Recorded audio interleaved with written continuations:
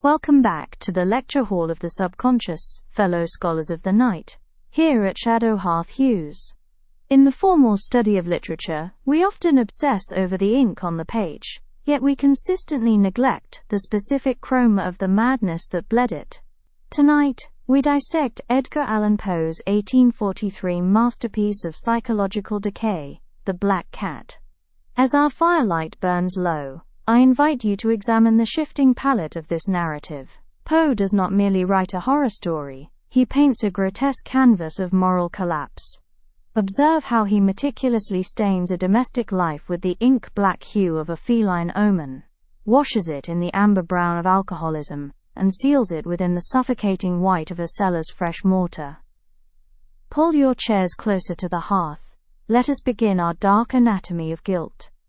We begin our syllabus with the foundation of Poe's terror, the color obsidian. Poe introduces us to the narrator's first pet, a remarkably large and beautiful animal, entirely black. The author explicitly notes the cat's name, Pluto, a direct classical allusion to the Roman god of the underworld. To visually understand this tone, we must look to Henry Fuseli's 1781 painting, The Nightmare.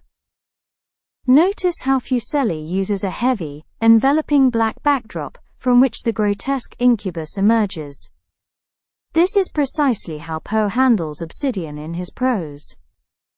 The black coat of Pluto is not a passive color, it is an active, aggressive shade of psychological weight. In European folklore, black cats were frequently viewed as witches in disguise, a detail Poe's narrator mentions his wife jokingly referenced. By naming the cat Pluto, the obsidian hue transforms into an omen of inescapable death. It is the color of the primitive subconscious, a physical manifestation of a dark void that begins to swallow the narrator's sanity before a single violent act is even committed. The second hue in our analysis is the murky, toxic amber brown of chemical alteration. The narrator attributes his sudden, radical moral decline to what he calls the Fiend Intemperance, his spiraling alcoholism. Look closely at Édouard Manet's The Absinthe Drinker, painted just a decade after Poe's death. The color palette here is heavy, with murky browns, muted ochres, and sickly amber undertones. It perfectly visualizes the sluggish, toxic atmosphere of an addict's reality. In The Black Cat, amber is the color of transition. It is the catalyst that morphs domestic peace into unprovoked cruelty. Under the influence of this amber haze, the narrator takes a penknife from his pocket and deliberately cuts one of Pluto's eyes from its socket. The warm, cozy amber of a safe hearth has rotted into the stained, burning amber of a liquor bottle, eroding the narrator's capacity for empathy, and welcoming a sinister perverseness into his soul. This brings us directly to the middle of our canvas, painted in the violent shades of ash and ember. Following the horrific mutilation of Pluto, the narrator hangs the crying animal from the limb of a tree. On the very night of this crime, the household is aroused by the cry of fire.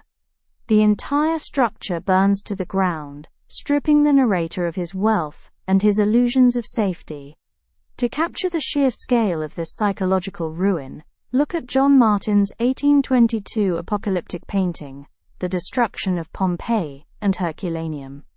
The canvas is dominated by a terrifying, monochromatic crimson blast, choked out by thick ash. In Poe's text, when the narrator visits the ruins the next morning, he finds a single remaining wall. On the fresh plaster, scorched by the embers, is the ghostly impression of a gigantic cat with a rope about its neck. The colors of ash and ember represent the irreversible boundary between thought and action.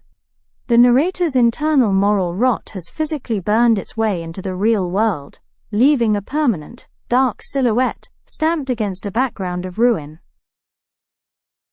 Our fourth hue is perhaps the most terrifying, because it subverts our expectations of innocence. It is the sterile, suffocating white of fresh mortar and cold plaster. After finding a second black cat, distinguished only by a mysterious, shifting white splotch on its chest. The narrator's madness reaches its zenith. In a fit of rage in his damp cellar, he raises an axe to kill the beast. When his wife intervenes, he buries the axe deep into her brain instead. To hide the corpse, he chooses to immure it within the cellar walls, carefully sealing the brickwork with a mortar of wet, stark white plaster. Consider the use of light and color in Goya's Saturn devouring his sun. The focus of the entire painting is the brilliant, shocking whiteness of the child's flesh against the abyssal darkness. It draws the eye with a cold, unyielding gravity. Poe uses white in the exact same manner. White plaster is supposed to represent construction, renewal, and cleanliness. Instead, it becomes the color of a calcified tomb. It is the physical manifestation of repression, the narrator's desperate attempt to whitewash his sins, burying his monstrous reality behind a pale, unblemished surface.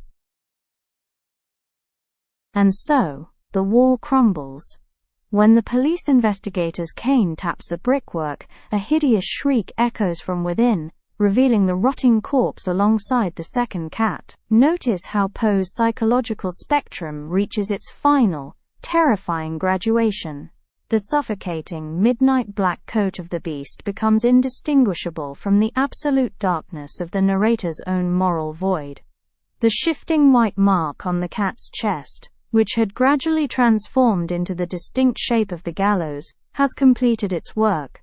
By the end of the tale, the only color remaining is the violent scarlet of exposed guilt, illuminated by the dying embers of a mind completely consumed.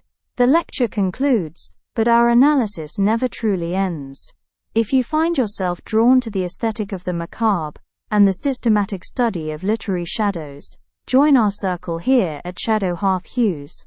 Leave your thesis in the comments below, subscribe to our Syllabus of the Strange, and stoke the flames for our next seminar. Until the next bell tolls, keep your eyes on the shadows and your mind in the books.